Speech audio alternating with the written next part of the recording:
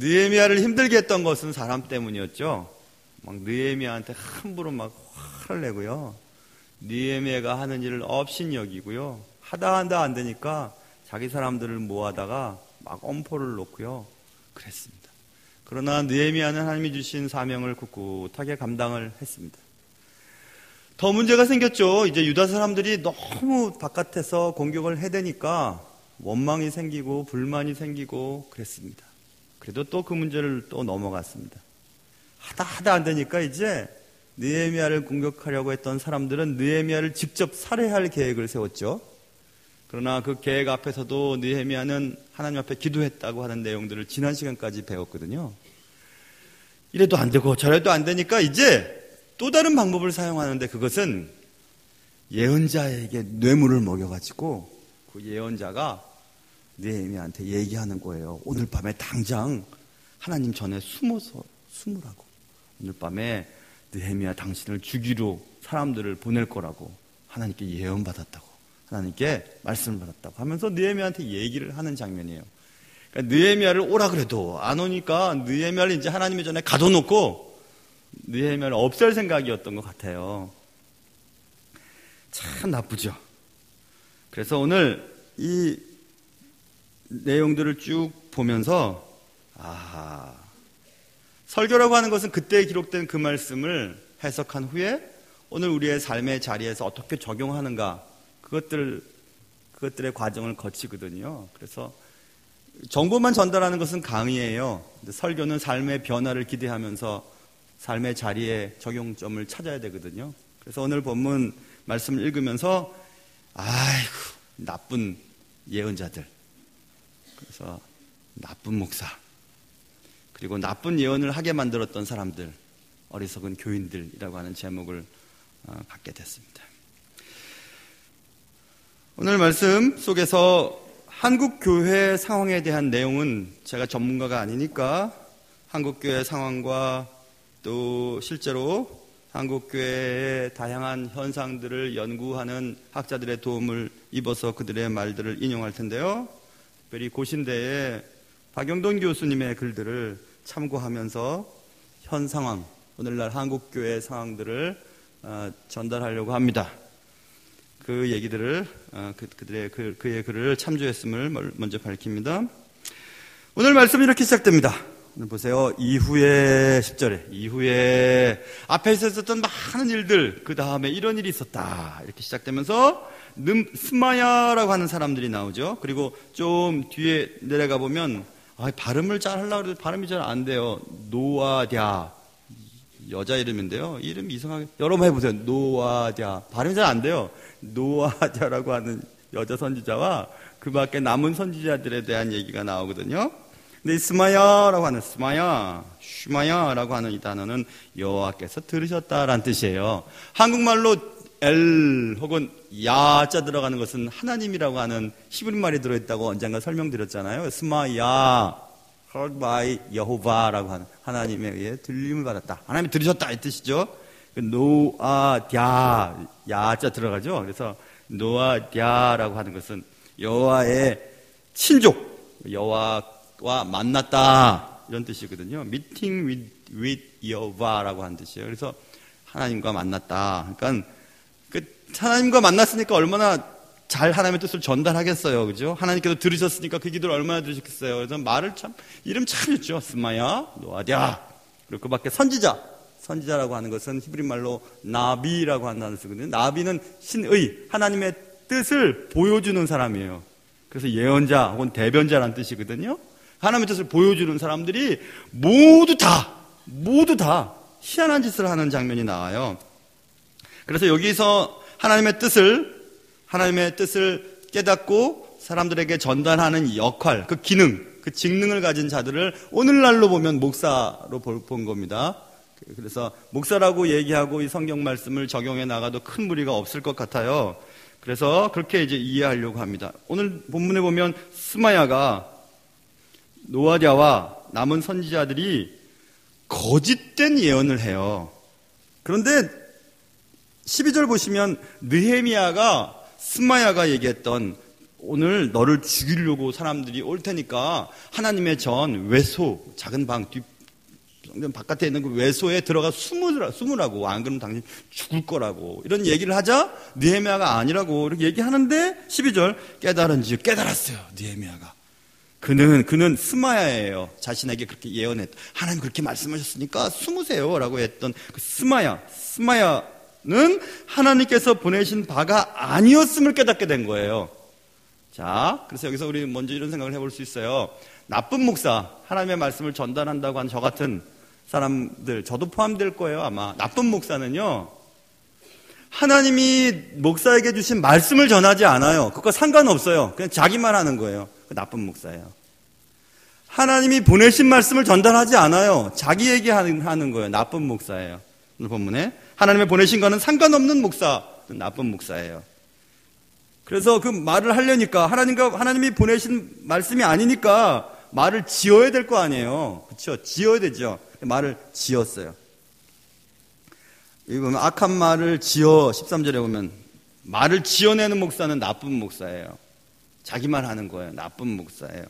더욱이 그런 말을 지어내는 동기가 13절 보세요. 12절도 도비아와 산발락에게 뇌물을 받고 내게 이런 예언을 함이라. 그들이 뇌물을 준 까닭이 돼 있죠. 돈 때문에 그런 일을 하는 거예요. 돈 때문에. 여러분, 예전부터 목사는 성직자의 분류에 들어가 있잖아요. 근데 언제부턴가 목사도 막 직업군에 집어넣어버렸어요. 돈이 매개가 되는 거죠. 왜 목사가 하는데요? 왜 큰 교회 가려고 하는데요? 왜 시골 교회 안 가려고 그러는데요? 살기가 편하니까요. 돈이 들어가 버렸죠. 그렇죠? 돈이 들어가 버렸죠. 생계 유지에 관련되어 버렸어요. 하나님의 부르심의 직분을. 동기가 뇌물인 경우 그 목사는 나쁜 목사예요. 그리고 그 악한 말을 지어서 말하는 목적이 있는데 그 목적은 13절에서 느헤미야가 얘기하죠. 뇌물을 지어서 예언을 한 까닭은 나를 두렵게 하고 이렇게 됐죠. 이렇게 함으로 범죄하게 하고 말을 지어서 나를 비방하려 함이 얻느니라 됐어요. 14절에도 나를 두렵게 하고자 한 자들의 소행을 기억하여 주옵소서 이렇게 얘기하죠. 그러니까 악한 말을 지어서 말하는 목적이 그 말을 듣는 자들을 비방하고 두렵게 하려고 하는 목적이 있는 말씀 전하는 목사는 나쁜 목사예요. 교회가 타락하고 세속화될 때에 성직자가 되려고 하는 경향이 급증합니다. 교회사를 읽어봐도 그렇고 한국 교회가 막 부흥됐을 때 신학교에 가려고 하는 사람들이 엄청 많았어요. 그리고 교회가 세상과 막 영합하기 시작하자 세상의 영광과 번영을 누리게 됐죠. 그러자 그 속에서 영광과 번영을 누리는 성직자가 세속적인 욕망을 가진 사람들의 선망의 대상이 되어버렸어요. 중세교회가 부패했을 때도 그랬습니다. 너도 나도 교회에서 그런 성직의 직분을 감당할 돈으로 막 사기도 하고 그런 일들이 벌어졌습니다. 한동안 한국 교회에서도 그런 현상이 나타나게 됐죠. 저희 윗세대 목사님들만 해도 뭐 텐트만 짓고 교회 십자가만 걸면 교회가 부흥되던 때가 있었습니다. 그러자 신학교가 난립하기 시작했죠. 지금도 그런 신학교가 남아있다고 하는데요. 고등학교를 졸업하고 한 6개월 과정만 마치면 목사 한 수를 줘버려요. 이름도 막 총신이라고 하는 총신신학교라고 하는 이름이 엄청 많아요. 예전에 23개였다고 그러는데 지금 더 많을 거예요. 다 총신 나왔다고 또 얘기들도 해요. 신학교가 난립하니까 잘 준비되지 않은 자들이 목사가 되고 그런 목사들이 일반적인 상식 수준도 안 되는 일들을 막 저지르고 그러니 일반 사람들은 목사가 저렇다고 하면서 온 교회와 모든 사람들이 다 욕을 먹게 되죠. 결국 목사직이 남발되고 신학교가 난립하고 많은 사람들이 막 목사라고 하는 직분을 막 가져요. 그런데 그 목사가 되려고 하는 동기가 아까 말씀드린 박 교수님의 말을 빌자면 자작 소명감이라고 해요. 스스로 소명을 받는 거예요. 스스로 소명을 가져서 막 교회에서도 막 얘기하죠. 당신 그렇게 열심히 기도하고 열심히 그렇게 하니까 막 신학교 가라고 막 얘기를 하니까 자기는 막 신학교 가야 될 사람인 것처럼 생각하고 사업을 하고 이것도 하고 저것도 하고 다 안 되니까 뭐 이제는 하나님이 부르신다고 하면서 손 들고 갑니다 하고 막 눈물을 흘리면서 가고, 심지어는 공부가 성적이 잘 안 되는 아들, 딸 신학교 좀 들어가게 해달라고 저한테 추천서를 써달라고 하는 분들도 계셨어요. 그렇게 가는 곳이 신학교가 되어 버렸어요. 그래야 결국 교회가 세속화되는 거죠. 하나님의 부르심과는 상관없이 목사가 된 자는 나쁜 목사입니다.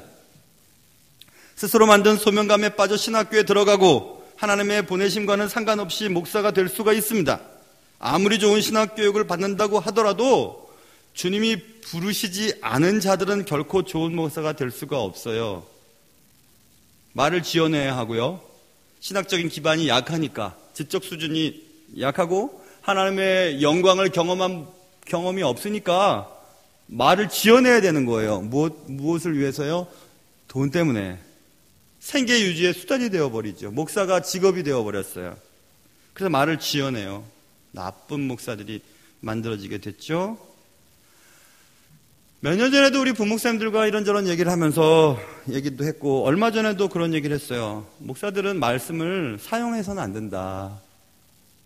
C.S. 루이스의 문학의 이해가 문학에 대한 소책자 속에서 제가 깨달은 거예요. 어떤 글들을 읽을 때 그 글의 저자의 의도를 받아야 되는데 그걸 받고 사용해버리면 안 되는 거죠. 말씀도 마찬가지예요. 말씀을 전하는 자들이 사용을 해요. 무엇 때문에? 자기 말하려고 사용해요. 자기의 말 주제를 정해놓고 그 말에 뒷받침되는 말씀을 끌어다 드려요. 그래서 막 말을 얘기를 해요. 그거 아니에요. 하나님의 말씀은 사용하는 게 아니라 말씀은 수용되어야 돼요. 사자에서 아자가 밑으로 내려와야 돼요. 말씀은 수용되어야 돼요. 말씀이 내게 녹아져야 돼요. 그리고 그 말씀이 전달되어야 되거든요. 그래서 말씀은 이해되어야 되는 거지 이용해야 되는 것이 아니라고 제가 우리 부목사님들하고도 얘기를 나눈 적이 있어요. 말씀을 어떤 목적을 위해서 사용해서는 안 돼요. 목적을 위해서 이용해서는 안 되죠. 그러나 스마야와 노아디아와 그 남은 선지자들은 그 말씀을 이용해요. 사용해요. 선한 목적이 아닌 악한 일을 위해 사용하기 시작했어요. 준비되지 않은 목사님들, 목사라고 얘기할 수는 없을 것 같은데 어쨌든 준비되지 않은 그들은 설교에 대한 내용도 들어보면 은혜와 책임을 균형 있게 설교하지를 못해요. 그냥 막 얘기해버려요.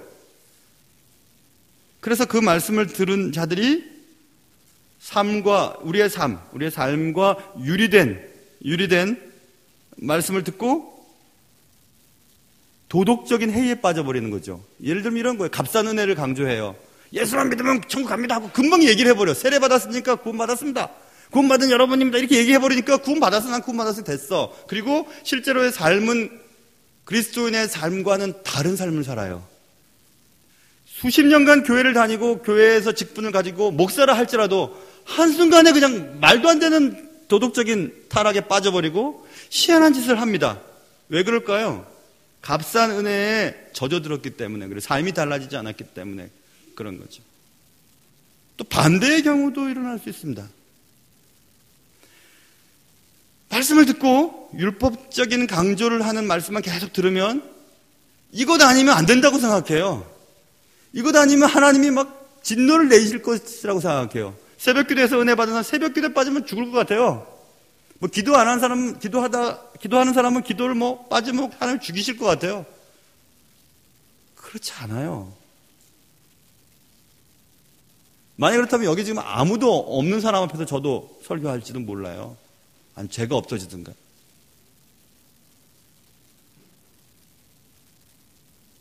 왜 그런 지어낸 말을 하게 될까요? 그 자신의 돈, 생계 유지를 위해서, 혹은 자신의 인기나 혹은 좀 더 큰 목적, 교회의 부흥을 위해서 번영과 승리에 대한 말씀을 도구로 삼아요. 예수 믿으면 잘 된다고, 예수 믿으면 건강하다고, 예수 믿으면 학교 애들 잘 들어간다고 얘기해요. 꼭 그렇지는 않아요. 지어낸 악한 말로 사람을 비방하고 두렵게 하는 대로 용도로 사용해요. 나쁜 목사지요. 말씀은 죽은 자를 살릴 수 있어요. 말씀 듣고 살아나거든요. 그러나 건강한 자를 병들게도 만들 수 있어요. 나쁜 목사는 지난주에 설명드렸던 것처럼 구원을 위해 선택받은 자가 아니라 그 당사자가 교회 사역을 위해 하나님이 일시적으로 선택하신 사람들이에요. 그들이 가지고 있는 말 잘하는 것, 인물 좋은 것, 많이 배운 것, 사람들을 좋아하는 것, 뭐 이런 것, 은사들을 사용해서, 그 은사는 구원과는 상관없는 은사입니다. 재능을 말하는 거예요. 카리스마틱, 그래서 카리스마, 하나님이 주신 선물로 받은 독특한 남들이 갖고 있지 못한 것을 가지고 교회 사역을 위해 하나님 필요해서 부르신 사람들이에요. 그래서 나쁜 목사는 하나님의 사람이 아니에요. 나쁜 목사는 그냥 나쁜 목사일 뿐이에요. 그게 오늘 본문에 나와 있는 스마야와 노아디아와 그 밖의 선지자들입니다. 악한 말을 지어서 하나님의 사람들을 비방하고 두렵게 만들고 결국 하나님의 뜻을 저지하기 위해 거짓된 예언을 하는 자들이었습니다. 그런데 여러분 한번 생각해 보세요. 이 스마야와 노아디아와 그 밖에 남은 선지자들이 그럴 수 있었던 이유가 어떤 것일까요? 돈을 주면 그들이 거짓 예언을 할 수 있고, 돈을 주면 하나님의 뜻이 아닌 것들도 막 예언할 수 있는 일들이 그동안 있었으니까 그렇게 하지 않았겠어요? 그러니까 스마야와 노아디아와 그 밖에 선지자들이 하나님께서 보내신 바가 아닌 것을 말하고 뇌물을 받고 예언을 하고 악한 말을 지어 비방하고 느헤미야를 두렵게 하고자 한 그들의 소행이 어떻게 가능할 수 있을까? 그것은 그렇게 해왔기 때문에 그런 거죠.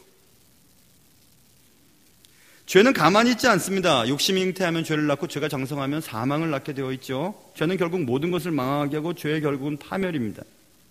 스마야와 노아디아와 그 밖의 선지자들이 그렇게 할 수 있었던 이유는 당시 사람들은 예언자가 하나님께서 보내신 바가 아닌 말을 해도 분별하지 못했기 때문이고, 사람들은 예언자에게 뇌물을 주고 듣고 싶은 말을 하게 만들 수 있었기 때문이고, 사람들은 하나님의 사람들을 두렵게 하고 비방하기 위해 예언자들을 돈으로 이용할 수 있었기 때문이었음을 알 수 있죠. 결국 그들 일반 백성들은 스마야와 노아디아와 남은 선지자들을 타락시켜 버렸어요. 거짓과 돈과 권력에 물들어 버리게 만들었죠. 죄는 갑자기 생기는 것이 아니라 점진적으로 생기는 것입니다. 누군가 교회 열심히 생활하는데 갑자기 도덕적으로 막 타락을 하고 희한한 짓을 했어요. 저 사람이 어쩌다 저렇게 실수를 했지? 실수 아니에요. 그 속에 계속 누적되어 있던 죄가 밖으로 드러난 것뿐이에요. 우연하게 발생되는 죄는 없습니다. 범죄는 없어요. 폭력과 사기도 마찬가지죠. 생각지도 않았는데 어쩌다가 시작되지 않습니다. 그런 경향을 갖고 있고 그런 생각들을 하고 있고 그런 행동들을 조금씩 해보고 나서 아무 문제가 없었어요. 그러니까 그렇게 하는 거죠.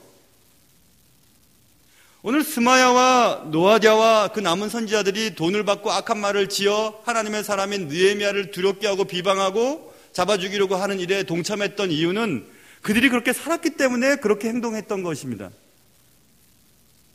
시편 1편에 복 있는 자는 이렇게 얘기하면서 무엇 하지 않고 무엇 하지 않고 무엇 하지 않고 이렇게 됐다 그랬죠. 그걸 반대로 들어보면 복 있지 않는 사람은, 죄인은 이런 것입니다. 악인들의 꾀를 따릅니다. 따라다녀요. 그러다가 죄인들의 길에 서요. 죄인들과 같이 막 얘기해요. 그러다가 오만한 자들의 자리에 앉아버려요. 주저앉아서 이제 완전히 그 일을 하게 돼요. 그 죄의 흐름이에요, 여러분. 흐름은 막을 수가 없어요. 여러분, 나쁜 아이들 배후에 어리석은 부모가 있기 마련이에요. 나쁜 목사 배후에는 어리석은 교인들이 있습니다. 아유, 당신은 뭐 그렇게 교회 열심히니까 신학해보라고 하는 한마디? 당신은 하나님의 사람이니까 뭐 하나님의 일 아니에요, 여러분. 하다 안 되니까 신학한다고요? 그것도 아니에요.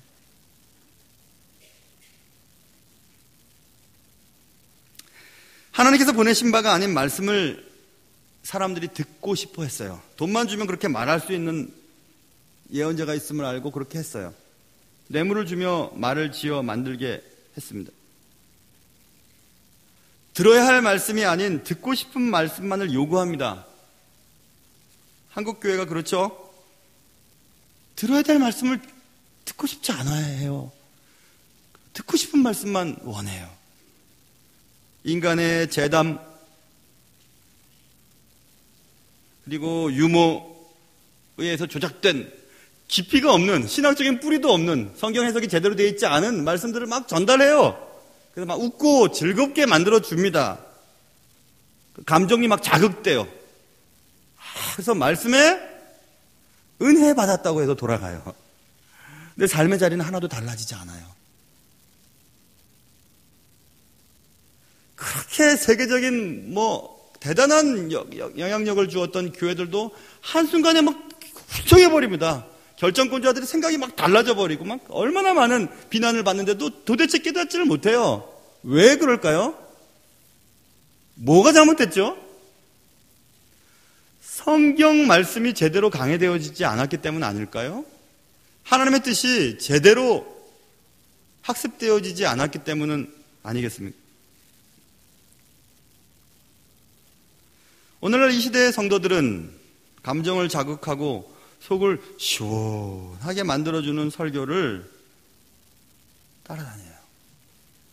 그리고 그렇게 자신의 독특한 입담과 감각을 사용해서 성도들의 속을 시원하게 만들어주는 재주를 가진 목사를 따라다녀요.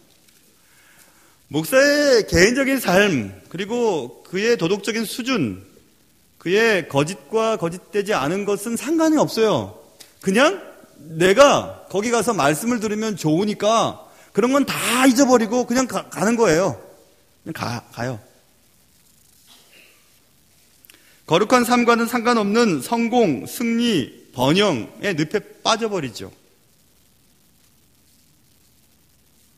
참된 목사에게는 은사와 열매가 함께 나타나야 되거든요.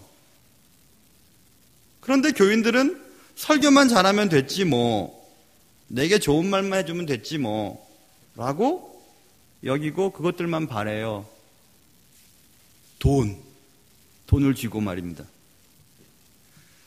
교육자들이 혹은 목사들이 하나님의 말씀을 전하는 자들이 생계 유지가 걸려 있으니까 대부분의 교회는 쫓겨나면 안 되지, 이러다가 교인들 마음 상하게 만들어서 그렇게 하면 안 되지 하면서 말을 못하는 거죠. 그러니까 말을 지어내기 시작하는 거예요. 본문의 뜻과는 다른 얘기를 해요. 본문의 뜻과 같은 얘기를 해도 사람들의 생각에는 율법적인 것이나 혹은 잘못된 신학의 베이스에서 자란 성도들은 말씀을 왜 저렇게 해? 라고 얘기하게 되죠. 말씀대로 살아보겠다고 고민을 하고 가슴을 치고 뒹구는 경향이 없어요. 그죠? 가만히 앉아서 젖이나 받아먹고 목사들이 얼러주는 단맛에 취해서 그냥 살아가는 것입니다. 큰 교회가 목사뿐만 아니라 교회에 힘 있는 사람들의 모든 관심이 대상이 됐어요. 큰 교회를 만들면 나도 커질 거라고 생각해요. 그런 교회에 나는 목사예요. 그것으로 위안을 삼아요. 아닙니다. 그런 것 아닙니다.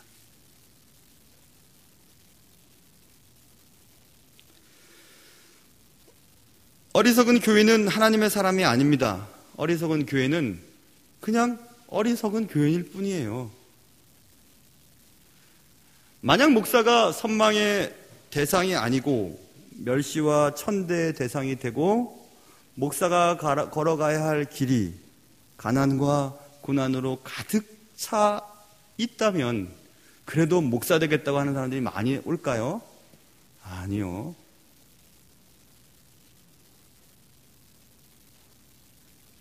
(30년도) 안 된 제가 신학대학원에 들어갈 때는 신학대학원에 IMDb 과정이죠. 정규대학을 나오고 정규대학원 과정에 들어가는 과정이 6대 1이었어요. 입학 경쟁률이. 지금 1점 몇 대 1이라는 얘기를 들었어요. 목사 되려고 하는 사람은 없어요. 예전처럼 존경하지도 않고 목사의 권위라고 할 것도 없겠지만 그런 것도 없고 교회는 또 베이스가 약해지고 하니까 안 가려고 합니다. 그렇겠죠? 뭔가 좋은 게 있었기 때문에 몰려든 거 아니었겠어요? 전통적으로 서구에서는 육체의 질병을 고치는 의사, 사회적인 병폐를 고치는 법률가들, 인간의 영혼을 치유하는 목사, 이 세 부류를 양산하기 위해 전문 대학원이 생겼죠. 그래서 일반적으로 미국도 하버드나 프린스턴이나 예일이나 그런 모든 좋은 대학들이 다 신학교에서부터 출발했거든요. 그래서 그 3개의 전문 대학원들은 전문적인 것들을 인정해줘요. 보세요. 사회적인 병폐를 치료하고 육체의 질병을 치료하고 영혼의 질병을 치유하니까. 그래서 다른 대학원보다 공부하는 연한이 깊어지죠. 더 늘어나죠. 인턴과 레지던트 같은 것을 하는 것처럼 전도사도 하고 목격 전도사도 하고 전도사도 하고 강도사도 하면서 또 목사가 되는 이런 과정들을 정규 과정을 밟잖아요. 전문직으로서의 지식과 품위가 존중받았던 때가 있었습니다. 그러나 최근 사태를 한번 보세요. 전문직으로서의 지식과 품위를 가져야 할, 가장 그러지 말아야 할 법을 집행하는 자들의 사람들이 가장 법과는 상관없는 행동들을 하면서 죄를 저지르고 있다는 것을 우리는 보면서 얼마나 마음이 아파요. 그렇죠? 가장 하나님의 법을 준수해야 할 사람이, 하나님의 말씀을 가감없이 선포해야 할 그 사람이 가장 하나님의 법과는 상관없는 일들을 말하고 저질러요. 그게 나쁜 목사라는 거예요. 그래서 나쁜 목사를 만드는 어리석은 교인들은 그렇게 공부를 해서, 정규 과정을 말하는 것입니다. 그렇게 공부를 해서 그렇게 교회 현장에 왔는데도 인간의 경험, 자기가 지금까지 지내온 신앙의 색깔, 나이, 사회적인 그런 것들로 가지고 전문적인 것들을 억압해요. 그리고 듣고 싶은 말을 요구해요. 그리고 하나님이 원하시지도 않는 말대로 목회를 하라고 얘기를 해요. 그러니 나쁜 목사가 되고 나쁜 목사를 만드는 것은 나쁜 교인들 아니겠습니까? 세상에서 별 볼 일 없었던 사람일수록 교회에서의 직분을 섬김이 아닌 벼슬로 여기는 경향을 갖습니다. 세상에서 얻지 못한 인정 욕구가 발동하여 교회에서 그것을 성취하려고 들기 때문에 그렇습니다. 교회 내에서는 매우 빨리 그리고 아주 쉽게 그것들을 얻을 수 있기 때문에 그래요. 과거에 목사가 되려고 하는 사람들이 많았지만 지금은 그렇지 않아요. 왜냐하면 목사의 삶이 힘드니까. 사회적인 일반적인 삶의 생계 유지조차도 되지 않으니까. 또 그래야만 된다고 사람들은 요구해요. 목사들은 경건해야 하고 가난해야 되고 돈 밝히면 안 되고 그렇게 얘기를 해요. 그러니 안 가요. 그 대신에 교회 내에서는 직분자가 되려고 하는 사람들은 몰려들어요. 왜 그렇죠? 교회 내에서는 직분이 되면 얻는 특권이 생기기 때문에 그런 거 아니에요? 만약에 교회에서 어떤 직분이 될 때, 직분을 가졌을 때 희생해야 되고 자신의 돈을 막 넣어야 되고 예배 빠지지 말아야 되고 기도하는 데는 앞장서야 되고 헌신해야 되고 욕 먹어야 되고 그렇게 만약에 주어진다면 누가 하려고 그러겠습니까? 근데 뭔가 좋은 게 주어졌기 때문에 그렇게 되려고 하는 건 아니에요. 그래서 투표까지 하는 거 아니겠습니까? 교회마다 뭐가 투표가 필요해요? 아무도 되지 않았는데 하나님 앞에 내가 너무 감사해서 내가 이 일을 하겠습니다. 그런 양상이라면 누가 투표를 할 필요가 있겠어요? 또 그거 됐다 하고 싸우고 슬퍼하고 교회 안 나간다고 그런 일들이 왜 생기겠어요? 뭔가 잘못됐죠.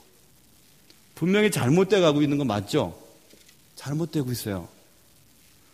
교회가 세상이 교회인지 모르겠어요.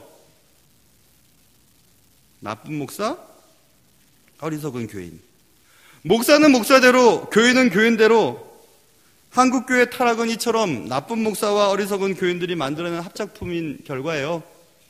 오늘도 여전히 바보들의 행진이 계속되고 있습니다. 나쁜 목사, 어리석은 교인. 나쁜 목사, 어리석은 교인. 칙칙 가요. 나쁜 목사, 어리석은 교인. 가다가 분명히 전복되겠죠? 틀리면 그렇게 될 것 같아요. 성경은 분명히 말씀하고 있거든요. 히브리서 12장에 모든 사람과 더불어 화평함과 거룩함을 따르라. 이것이 없이는 아무도 주를 보지 못하리라. 이 아무도는 우리가 그동안 수십 년 동안 신앙생활을 했고 교회에서 직분자고 목사라고 하는 것도 포함돼요. 아무도 주를 보지 못하는데 그것은 삶이 거룩하지 못하고 삶이 다른 사람과 관계 속에서 화평하지 않는데 누가 주님과 관계된 사람이라고 말할 수 있겠는가 하는 얘기 아니겠습니까? 그럼 이제 어떻게 해야 되죠? 이런 상황 속에서 분명히 이렇게 하다가 탈선할 것 같은데 한국 교회와 우리들의 신앙도 탈선할 것 같은데 어떻게 해야 되겠습니까? 에베소서 4장에 보면 분명히 하나님이 말씀하셨어요. 바울을 통해서 목사를 교회는 그리스도를 믿는 교인들을 말합니다. 교인들에게 내리신 이유는 하나님의 선물이라고 분명히 표현되어 있어요. 목사는 교인들을 위한 하나님의 선물이에요. 그 교회, 로컬 처치, 지역교회에 보낸 하나님의 선물이 그 교회 담임 목사요, 부교육자들입니다. 왜요? 에베소 4장에 보면 그가 어떤 사람은 사도로, 어떤 사람은 선지자로, 어떤 사람은 복음 전하는 자로, 어떤 사람은 목사와 교사로 삼으셨으니. 그럼 주일학교 교사도 아니요. 목사인 교사를 말해요. 목사요 교사의 말. 그러니까 가르치는 장로, 목사를 말하는데 이 목사를 사도로 표현하기도 하고 선지자로 표현하기도 하고 복음을 전하는 자로 표현하기도 했는데 그것을 목사라고 얘기했어요. 이는 왜냐하면 그들을 보내신 목적은 성도를 온전하게 하며 봉사의 일을 하게 하며 그다음 그리스도의 몸을 세우려 하심이라 써 있어요. 성도들을 온전하게 만들기 위해서 주신 하나님의 선물이에요. 목사는 교회를 건강하게 만들고 교회를 세우기 위해서 주신 하나님이 그 교회에 보내신 그 교인들에게 보내신 선물이거든요. 그런데 그 선물을 선물로 여기지 않죠. 선물로 여기지 않아요. 돈을 가지고 또 그 밖의 것을 가지고 악한 말을 지어내도록 만들어요. 교회 현장이 말입니다. 그러니 스마야와 노아디아와 그 밖에 남은 선지자들은 그렇게 사는 거예요. 나쁜 목사는 성도들의 눈치를 살펴야 해요. 성도들의 영혼에는 상관이 없어요. 왜냐하면 살아야 되니까. 어리석은 교회는 단맛만 기대해요. 그게 듣기 좋으니까. 희생과 헌신은 듣기 싫어요. 불편하니까. 대교회를 꿈꿔요. 왜냐하면 대교회는 낮쯤 일 안 해도 괜찮으니까. 수년 동안 등록 안 해도 괜찮으니까. 내가 헌금 좀 안 해도 누군가 하니까 하고 숨어버립니다. 교인의 익명성이라고 하는 것은 교회 내에서 있을 수 없는 얘기예요. 나쁜 목사, 어리석은 교인은 결국 회심을 경험하지 못합니다. 회심이 동반되지 않았으므로 물론 구원을 보장받을 수도 없습니다. 나쁜 목사는 탁월한 설교를 통해 사람들에게 감동을 줄 수도 있고 때론 유익을 끼치기도 합니다. 그가 섬기는 교회가 부흥을 경험할 수도 있습니다. 그러나 바울이 두려워했던 내가 내 몸을 쳐 복종하게 함은 내가 남에게 전파한 후에 자신이 도리어 버림을 당할까 두려워했기 때문이라고 고린도전서 9장에 말씀하고 있거든요. 내가 주님을 위해서 복음을 막 전해요. 구원받기 위해서 막 복음을 전했는데 내 영혼은 구원받지 못할 것이 두려웠어요. 그래서 나는 있는 대로 전하겠다는 것입니다. 바울이 얼마나 적이 많았습니까? 야, 너는 글은 잘 쓰는데 너 설교하는 것도 보니까 형편없다고 하는 글도 여기 바울 서신에 적혀 있고요. 야, 네가 무슨 사도야? 네가 예수님 따라다니는 제자야? 네가 무슨 사도성을 얘기를 해? 바울이 얘기하죠. 나는 주님 만났습니다. 만삭되지 못한 나에게도 하나님 은혜 주셔서 내가 주님의 일을 하는 겁니다. 내가 말은 졸하지만 글은 힘이 있다고 여러 말씀을 하여튼 들으세요. 하나님 말씀 들으셔야 됩니다. 하고 바울은 끝까지 그 일을 감당해요. 얼마나 힘들었으면 하나님 나 죽는 게 낫습니다. 하나님 나라 가고 싶어요. 그런데 내가 살아있는 것이 교인들에게 유익하기 때문에 하나님이 나를 살려주신 것을 난 믿습니다. 바로 써 있잖아요. 그만큼 바울은 하나님 맡기신 일을 감당하기 위해서 애썼죠.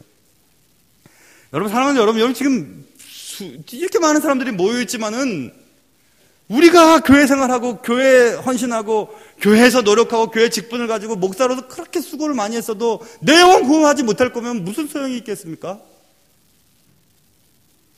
단지 교회 사역을 위해 부르신 여러분들이라면 그렇게 억울한 일이 어디 있겠습니까? 근데 그런 일들이 많은 거예요. 성경에 써 있어요. 오늘 스마야와 노아디아와 그 밖에 남은 선지자들이 다 그렇게 됐어요. 거짓 예언하고 악한 말을 지었어요. 무엇 때문에? 비방하려고, 두렵게 하려고, 느헤미야 하는 일을 못하게 만들려고 그렇게 했습니다. 뇌물 받고 하나님과 관계도 없는, 하나님과 상관도 없는, 하나님 보내신 것도 아닌 말들을 막 전했어요. 그렇게 또 하도록 했습니다. 도비아와 산발랏이 돈을 주면서 말이에요. 자, 이제 다시 시작해야 돼요.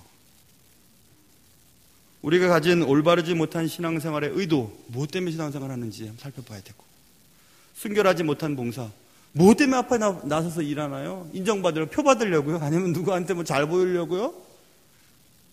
그런 목적이라면 남들이 인정해주지 않으면 화나요. 상처받았다고 해요. 그런 의도와 그런 봉사의 목적은 하나님이 원하시는 것이 아니죠. 깨끗하지 못한 일상을 삶의 현장 속에 두고 교회에 와서는 거룩하고 깨끗한 척 해본들 구원과는 상관이 없는 겁니다.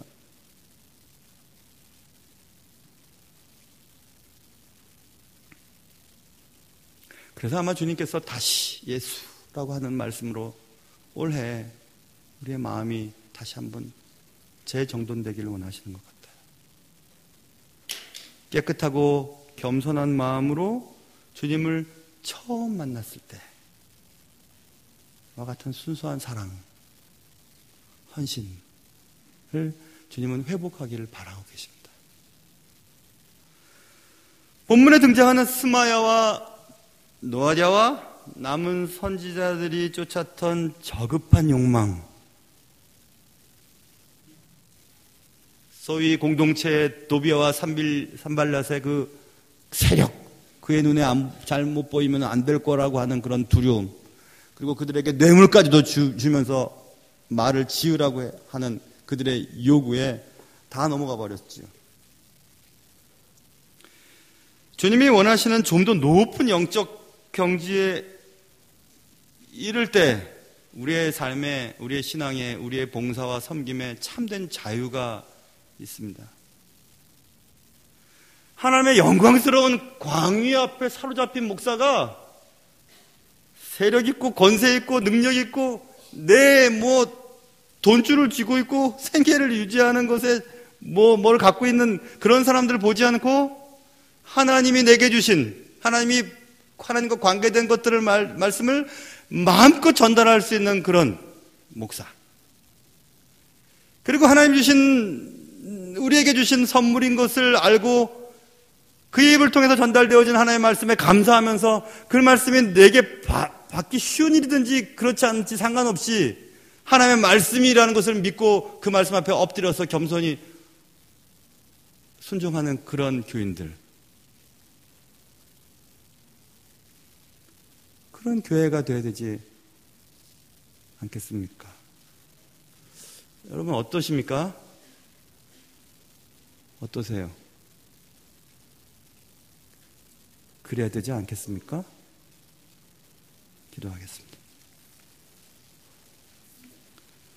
하나님 아버지,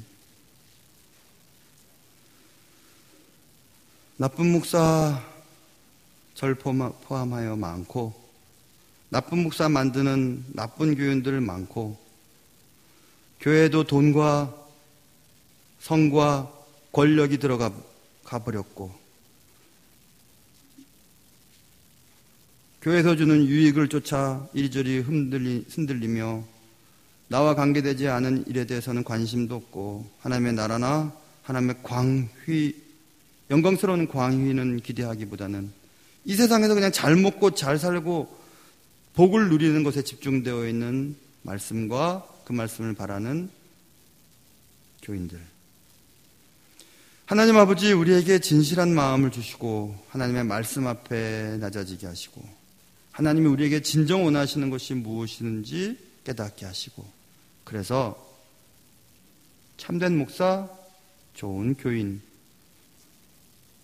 그리하여 하나님이 원하시는 바로 그 교회를 만들어가는 우리 모두가 되게 도와주시옵소서. 예수님의 이름으로 기도합니다. 아멘.